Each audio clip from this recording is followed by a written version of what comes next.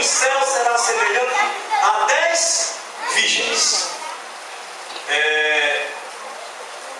Eu estive pensando nisso aqui e o conjunto cantando e eu chorei um pouco. Azeite de reserva foi o que faltou às virgens loucas. E não é nada diferente nos nossos dias. Tem gente que consegue se preocupar com tudo, até com a minha vida. Acreditem, é verdade, até com a minha.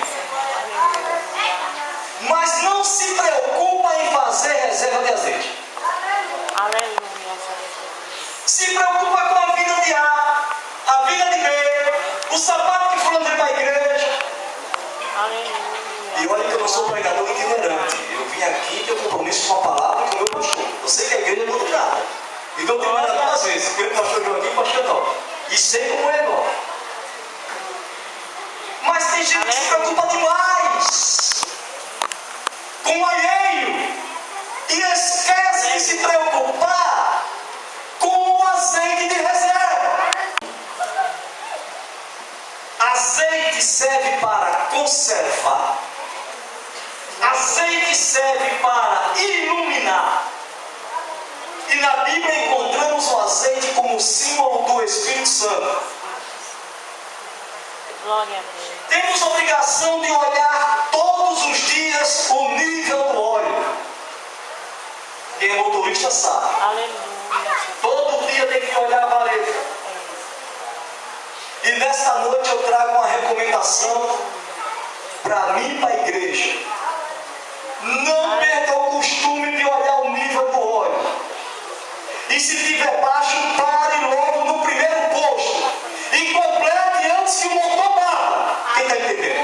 Glória a Deus. Aleluia. Motor batido, faz barulho, faz fumaça, mas não acontece nada. Jesus, aleluia. E de motor batido, as oficinas estão assim, ó. Aleluia, Senhor. Aleluia.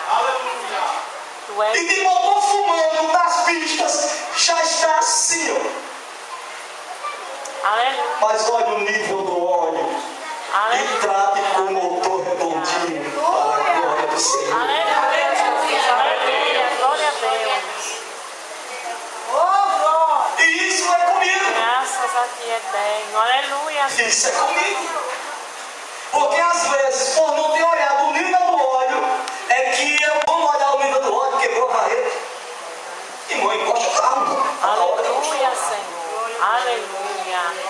Aleluia.